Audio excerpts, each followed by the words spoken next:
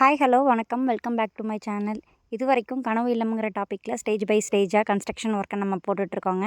இப்போ அடுத்த ஸ்டேஜ் பார்த்திங்கன்னா பேஸ்மெண்ட் ஒர்க்கில் நம்ம அந்த பிளாக் கோட்டிங் அடித்தது வரைக்கும் நம்ம இது வரைக்கும் அப்லோட் பண்ணியிருக்கோம். இதுக்கப்புறம் சாயில் பேக் ஃபில்லிங் பண்ணி அதோட பேஸ்மெண்ட் ஒர்க்கை கம்ப்ளீட் பண்ண வரைக்கும் இன்றைக்கி வீடியோவில் பார்க்கலாங்க. சாயில் ஃபில் பண்ணுறப்பங்க ஃபுல்லாகவே கிராவலி சாயிலாக தான் இருக்கும். இது களிமண் கலந்தோ இல்லை பிளாக் சாயிலோ அதெல்லாம் இருக்கக்கூடாதுங்க. நம்ம கிராவல் சாயிலே களிமண் கலந்துருக்கு பரவாயில்லையான்னு கேட்டிங்கனாலும் களிமண் அவாய்ட் பண்ணிடுங்க. களிமண் போடக்கூடாதுங்க. ஃபுல்லாகவே பார்த்திங்கன்னா செம்மண், அதாவது ரெட் சாயிலாக தான் ஃபுல்லாகவே இருக்கணும். நம்ம தோட்டத்தில் ஃபுல்லாகவே ரெட் சாயில் அப்படிங்கிறனால தோட்டத்து மண்ணை தான் நாங்கள் எடுத்து பேஸ்மெண்ட்டுக்கு ஃபில் பண்ணியிருக்கோங்க.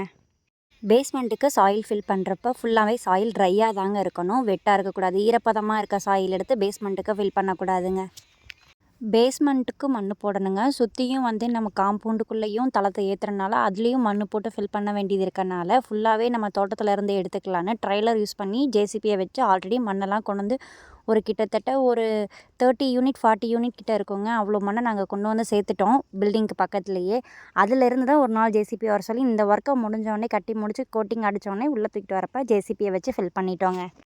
ஜேசிபி வச்சு மண் ஃபில் பண்ணுறப்பவே எக்ஸ்ட்ராவே நல்லா மேல்மட்டம் வரைக்குமே நல்லா மேல்மட்டத்துலேருந்து ஒரு அரை அடி ஜாஸ்தியாக கூட சாயிலை ஃபில் பண்ணி வச்சுக்கோங்க.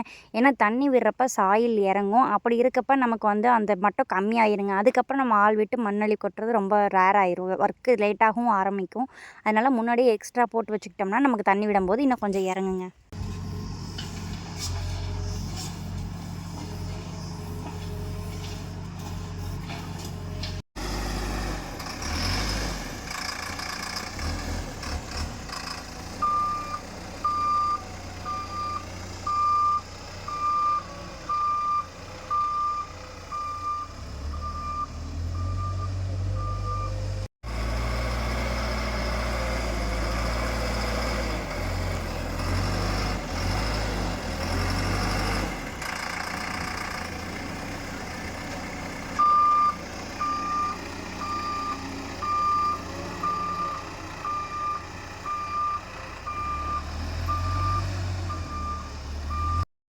இந்த மாதிரி ஜேசிபி பேஸ்மெண்ட்டில் ஏறி மண் கொட்டுறப்ப எந்த பாதிப்பும் இருக்காதான்னு கேட்டிங்கன்னா கண்டிப்பாக இருக்காதுங்க.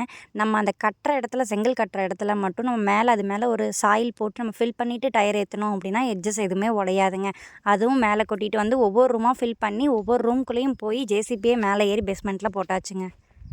ஆனால் நம்ம பக்கத்தில் ஆள் இருந்து ராடில் எதுவும் மோதுதா செவுத்தில் எதுவும் படுதா அப்படிங்கிறத கரெக்டாக டிரைவருக்கு சொன்னோம் அப்படின்னாலே அவங்க மேக்ஸிமம் கரெக்டாகவே முடிச்சிடலாங்க. எந்த ஒரு டிஸ்டர்பன்ஸும் இல்லாமல் பில்டிங்க்கும் எதுவும் அஃபெக்ட் ஆகாமல் நல்லாவே சாயிலை ஃபில் பண்ணி முடிச்சிடலாங்க. சாயிலை ஃபுல்லாக லெவல் பண்ணி முடிச்சாச்சுங்க. அடுத்து தண்ணி விடுறதுக்கு பாத்தி கட்டணும். பாத்தி கொஞ்சம் அதிகமாகவே கட்டினோம்னா லாரி தண்ணி வாங்கி தான் மேக்ஸிமம் கன்சால்டேஷன் பண்ணணுங்க. நம்ம போர் தண்ணி வர தண்ணியை வச்சு கன்சால்டேட் பண்ணோம்னா கரெக்டாக கன்சால்டேட் ஆகாது. அதனால் லாரி தண்ணி வச்சு தாங்க கன்சால்டேட் பண்ணணும். நம்ம 24,000 லிட்டர் லாரி தண்ணி சொல்லியிருந்தேங்க. மொத்தம் 1300 ஸ்கொயர் ஃபீட்டு. அதனால் 24,000 லிட்டர் சொல்லி எல்லாமே நல்லா பாத்தி பிடிச்சி விட்டோம் அப்படின்னா தண்ணி எதுவும் லீக்கேஜ் ஆகாமல் வெளியில் போகாமையும் இருக்குங்க.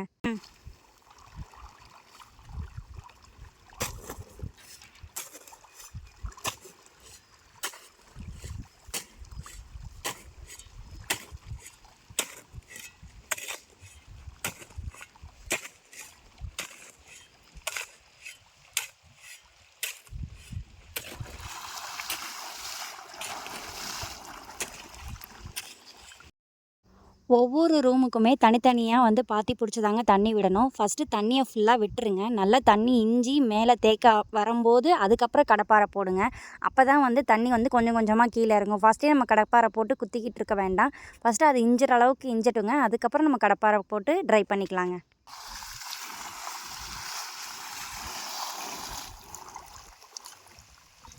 தண்ணி வெளியில் போயிடும், வேஸ்ட்டாக போயிடும். கொஞ்சம் இஞ்சட்டும், அப்புறம் கூட விட்டுக்கலாம்.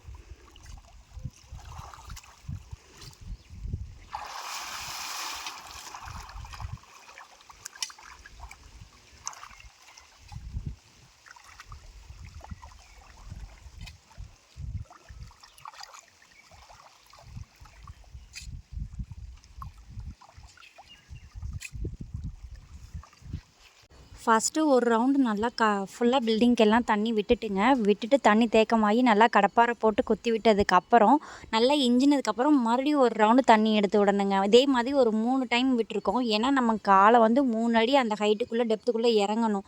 தண்ணி இஞ்சி இஞ்சி கீழே போகணும். அதுவும் வெயில் அப்படிங்கிறனால ரொம்ப சூடுங்க.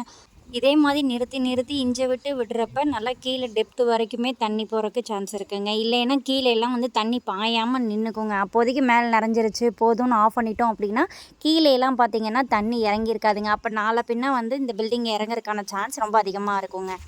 பேஸ்மெண்ட்டோட கன்சால்டேஷன் நல்லா பண்ணலைன்னா பில்டிங்கில் டேமேஜ் வர்றது, காலமன் டில்ட் ஆகிறது, வாலில் கிராக் வர்றது இதெல்லாமே இந்த ப்ராப்ளத்தினால தாங்க நடக்கும். நம்ம இப்போ பொதுவாக வந்து கட்டி முடிச்சதுக்கப்புறம் நம்ம அதில் ஒரு லோடு கொடுக்குறோம், நம்ம தளமெல்லாம் போட்டதுக்கப்புறம் ஒரு லோடு கொடுக்குறோம் அப்படிங்கிறப்ப அந்த சாயில் கீழே இறங்குங்க. பில்டிங்கோட கன்சால்டேஷன் நல்லா பண்ணாலே இந்த மாதிரி பிரச்சனைகளை தவிர்க்கலாங்க. நல்லா ஃபுல்லாக வந்து பேஸ்மெண்ட்டுக்கு நம்ம லாரி தண்ணியை ஃபுல்லாக விட்டாச்சுங்க. இப்போ கொஞ்சம் கொஞ்சம் தேங்கி இருக்க தண்ணியும் நல்லா கடப்பாரை போட்டு குத்தி விட்டுட்டோம்னா நல்லா உள்ளே இறங்கிக்கோங்க.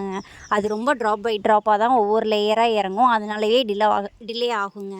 நெக்ஸ்ட் டே மார்னிங்க இந்த மாதிரி தண்ணியெலாம் இஞ்சினதுக்கப்புறம் நம்ம நடந்து பார்க்கணும். இன்னும் வந்து இறங்குதா, சாயில் நம்ம நடந்தால் இறங்குதா அப்படின்னு செக் பண்ணி பார்க்கணுங்க. அப்படி இறங்குன மாதிரி இருந்தால் இன்னொரு தடவை மார்னிங் ஒரு தடவை தண்ணி விடணுங்க. கன்சால்டேட் மறுபடியும் 2வது நாளும் பண்ணணும்.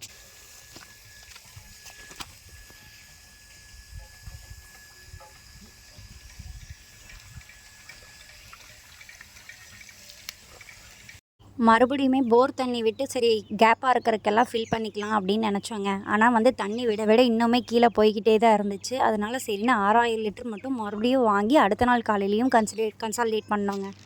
மேக்ஸிமம் பார்த்தீங்கன்னா செவுத்தோட கார்னர் சைடெல்லாம் தான் வந்து தண்ணி இறங்கியிருக்காதுங்க. அந்த இடமெல்லாம் வந்து நல்லா தண்ணி விட்டு அதுவும் சின்ன பைப்பில் நம்ம விடுறப்ப இன்னும் கொஞ்சம் அந்த இடத்துலலாம் ஃபோர்ஸாக இறங்குங்க. அந்த இடத்துல நல்லா 2வது நாளுமே ஃபுல்லாக கொத்தி விட்டாச்சுங்க. இந்த அளவுக்கு வந்து தண்ணி விட்டு ஃபில் பண்ணி மறுபடியும் நிற்க வச்சோம். நெக்ஸ்ட் டே பார்த்திங்கன்னா நல்லா தண்ணியெல்லாம் இஞ்சினதுக்கப்புறம் சாயில் லெவல் பண்ண ஆரம்பிச்சிட்டாங்க. சாயில் லெவல் பண்ணுறது பார்த்திங்கன்னா பேஸ்மெண்ட் ஹைட்டில் இருந்து 3 இன்ச்சு கீழே வந்து லெவல் பண்ணியிருக்கோங்க. அந்த 3 இன்ச்சுக்கு நம்ம அடுத்து மெட்டல் ஒர்க்கை ஸ்டார்ட் பண்ணுறனால 3 இன்ச்சுக்கு லெவல் பண்ணி எடுத்துட்டோங்க. மிச்ச மண்ணெல்லாம் எக்ஸ்ட்ரா இருக்க எல்லா மண்ணையும் நம்ம எடுத்துடணுங்க.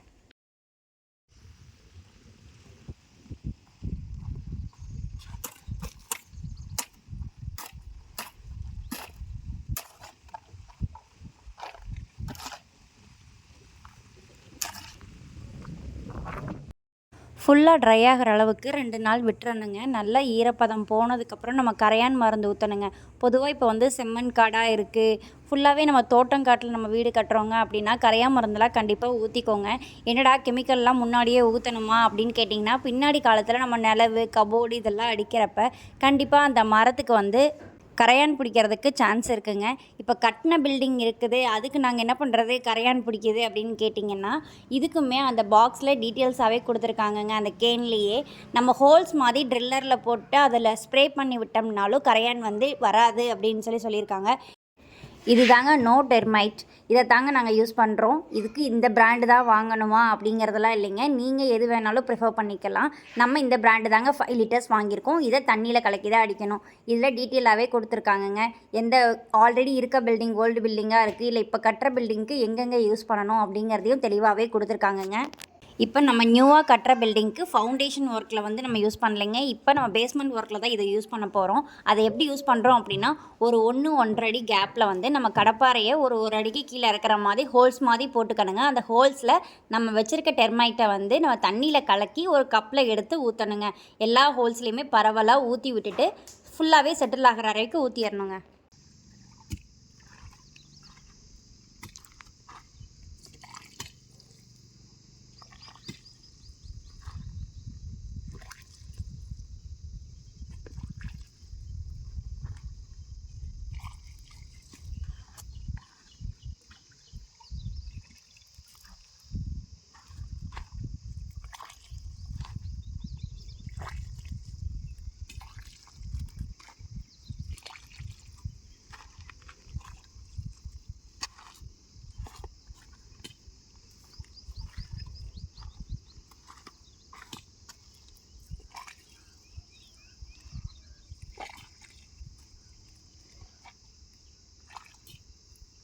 மருந்தெல்லாம் ஊற்றுனதுக்கப்புறங்க ஹோல்ஸில் நெக்ஸ்ட் டே வந்து ஃபுல்லாக மேலே வந்து மண்ணை ஸ்ப்ரெட் பண்ணி விட்டுட்டுங்க திம்ஸ் வச்சு நல்லா தட்டணும். தட்டினதுக்கப்புறம் தாங்க மெட்டல் போடணும்.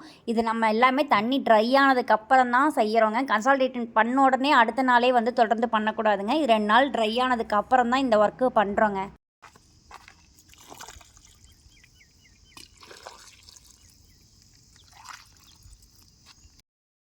வீடுங்கிறது இன்றைக்கி நாளைக்கு இல்லைங்க, ரொம்ப காலத்துக்கு இருக்க போகிற ஒன்று. நமக்கு அடுத்த தலைமுறை, அதுக்கு அடுத்த தலைமுறை எல்லாம் வரிசையாக இருக்க போகிறது. ஸோ ஒவ்வொன்றையும் நம்ம வந்து பார்த்து பார்த்து எது யூஸ்ஃபுல்லாக இருக்கும், எது முக்கியத்துவம் வாய்ந்ததுன்னு சொல்லி ஒவ்வொரு தடவையும் வீடு கட்டும்போது செக் பண்ணி ஒன்றொன்றையும் பண்ணுங்கள்.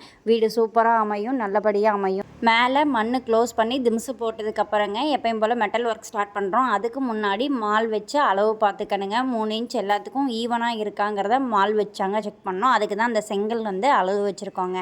ஃபுல்லாக வந்து மெட்டல் நம்ம போட்டுட்டு மேலே வந்து கலவை போட்டு தண்ணி விட்டு கரைச்சி விட்டோம்னா பேஸ்மெண்ட் ஒர்க் இதோட முடிஞ்சதுங்க. தொடர்ந்து எங்கள் சேனலை பாருங்கள், சப்போர்ட் பண்ணுங்கள். Thank you so much.